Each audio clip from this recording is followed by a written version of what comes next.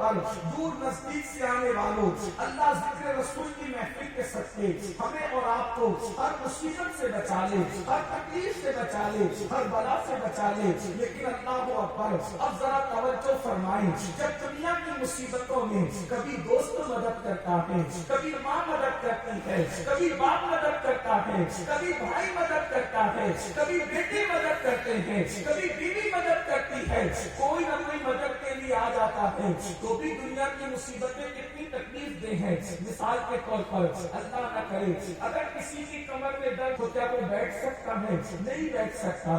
سر میں درد ہونے لگے تو انسان تڑپنے لگتا ہے۔ اللہ نہ کرے بچھو کاٹ لے تو انسان تڑپنے لگتا ہے۔ اللہ نہ کرے سانپ ڈس لے تو انسان بلبلانے لگتا ہے۔ یہ دنیا کی مصیبتیں ہیں، لیکن اس کا جو علاج بھی ہے۔ انجیکشن لگا دو درد چلا جائے گا، دوا دے دو تکلیف دور ہو جائے گی۔ لیکن اب آئیے میرے آقا صلی اللہ علیہ وسلم کے دیوانوں، آخرت کی مصیبت کیا ہے؟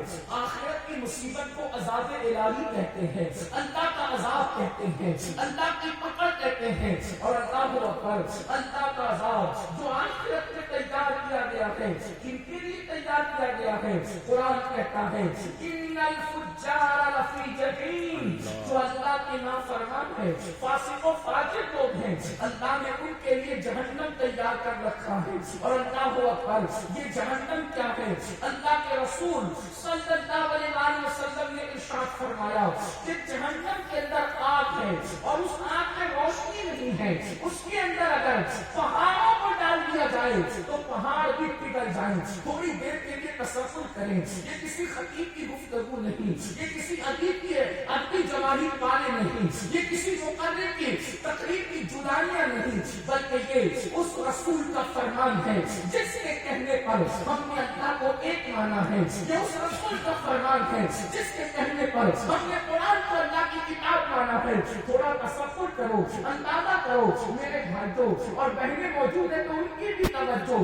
اللہ اکبر، جس جہنم کے اندر پہاڑ بھی پگھل جائیں، پتھر نہیں بلکہ پتھروں کا مجموعہ، پتھروں سے بنے ہوئے پہاڑ بھی جس جہنم کے اندر پگھل جائیں گے، اس جہنم کے اندر میرا اور آپ کا کیا حال ہوگا؟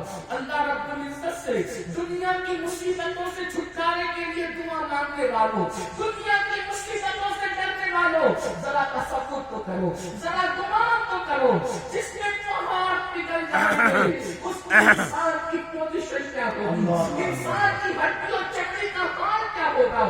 اب آئیے ذرا ٹھنڈے دل کے ساتھ اللہ اکبر، ایک حدیث پاک جو کئی احادیث کا مجموعہ ہے، اس کو ذرا توجہ سے سن لیں اور میری گفتگو مکمل ہوگی۔ اللہ اکبر، میرے اور آپ کے آقا مصطفیٰ جان رحمت صلی اللہ علیہ وسلم جب معراج پر تشریف لے گئے، حضور علیہ السلام نے جب سفر معراج کیا، ہم معراج کا جشن مناتے ہیں، آپ نے بھی معراج النبی کے جلسوں میں شرکت کی ہوگی۔ وہ معراج کا سفر جس پہ براق پر بیٹھ کر آقا بیت المقدس تک گئے، پھر آسمانوں تک گئے، اس کے بعد جبل سدرہ پر گئے، اس کے بعد عرش پر گئے، اس کے بعد لامکہ پر گئے اور اللہ کا دیدار کیا۔ اللہ اکبر، ہمارے آقا علیہ السلام نے ماتھے کی آنکھوں سے اللہ کا دیدار کیا اور ارشاد فرمایا انی رأیت ربی، میں نے اپنے رب کو دیکھا۔ اللہ اکبر، خدا کو دیکھنے کے بعد اللہ پاک نے محبوب کو جنت کی سیر کرائی اور جنت کی سیر کے بعد اللہ رب العزت نے جہنم کا مشاہدہ کرایا۔ مشاہدے کا مطلب علماء فرماتے ہیں محبوب کو جنت میں بٹھا کر جہنم دکھائی گئی۔ حبیب کی جہنم دیکھیے، اب اللہ کے رسول علیہ السلام نے جو جہنم کا ماحول دیکھا اس کو بیان فرمایا، اس کو ذرا سن لے۔ یہ معراج النبی کے بیان کا ایک حصہ ہے اور اللہ پھر سوچو کہ ہم کہاں ہوں گے، ہماری کیفیت کیا ہوگی۔ اللہ کا عذاب کیا ہے؟ قرآن کہتا ہے ان بطش ربک لشدید، تیرے رب کی پکڑ بڑی سخت ہے۔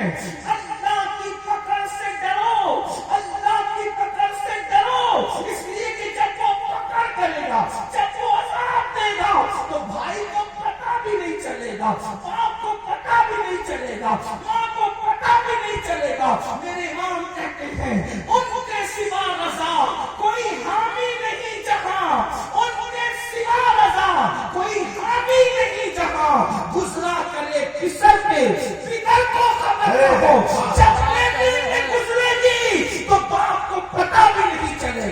किसी को पता नहीं चलेगा। और याद रखना, अगर कोई सोचे कि पता भी चल जाए तो कोई कर क्या सकेगा।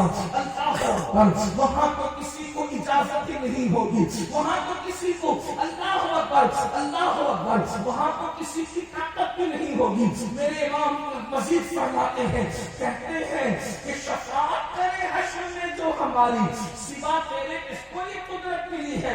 अरे सबको अपनी अपनी पड़ी होगी। अल्लाह अकबर।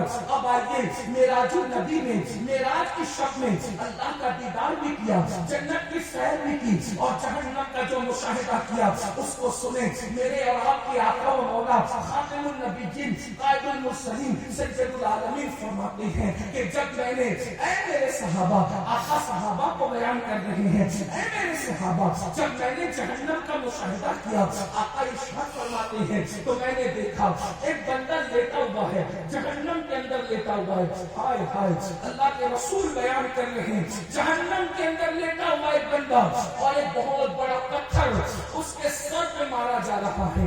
अल्लाह अकबर। मैं आपके और अपने चेहरे को देखता हूँ तो मुझे भी अपने आप और आप पर भी तरस आता है कि अल्लाह अकबर, कितने कमजोर हैं हम लोग और खुदा का अज़ाब कितना ताकतवर है। कैसा वो खौफनाक माहौल होगा। अल्लाह के सच्चे नबी फरमा रहे हैं, और ये बात सुनना और ध्यान से सुनना, बहुत गौर से सुनना। बहुत देर तक आपको इम्तिहान में नहीं रखेंगे मुख्तसर में, लेकिन ये किसी के दिल की आवाज है, ये किसी के दिल की सदा है। ऐ मेरी कौम के जवानों, सोचो तो सही, अल्लाह अकबर, जहन्नम की आग पर कोई लेटा हो और उसके सर पे बड़ा पत्थर मारा जा रहा हो। अल्लाह के रसूल बयान कर रहे हैं, अल्लाह के सच्चे नबी बयान कर रहे हैं, अल्लाह अकबर, ये इतने सच्चे हैं। सच्चे तो दुनिया में बहुत आए, लेकिन मेरे नबी इतने सच्चे हैं जिनकी सच्चाई की गवाही उनके दुश्मन भी देते हैं। दुश्मन भी जिसे सादिकुल वादुल अमीन कहते हैं, जिसकी सच्चाई की गवाही अल्लाह तबारक व तआला देता है।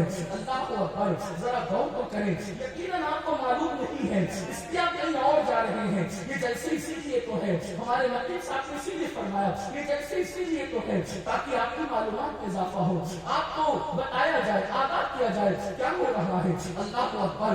मेरे आका सच्चे नबी सादिक़ुल मज़दूक़ फरमाते हैं, एक शख्स लेटा हुआ है और उसके सर पे बड़ा सा पत्थर मारा जा रहा है और वो पत्थर लुढ़क कर दूर जाता है। वो बंदा उसको उठा के लाता है तो पत्थर से जो सर कुचला गया था, शारिकीन फरमाते हैं, सर वो पत्थर से जब कुचला जाता था तो वो सर ऐसे पिस जाता था जैसे चने पे हथौड़ा मारने से चना पिस जाता है, वैसे वो पत्थर मारने से सर पिसता है। और आप इसका अंदाजा कर सकते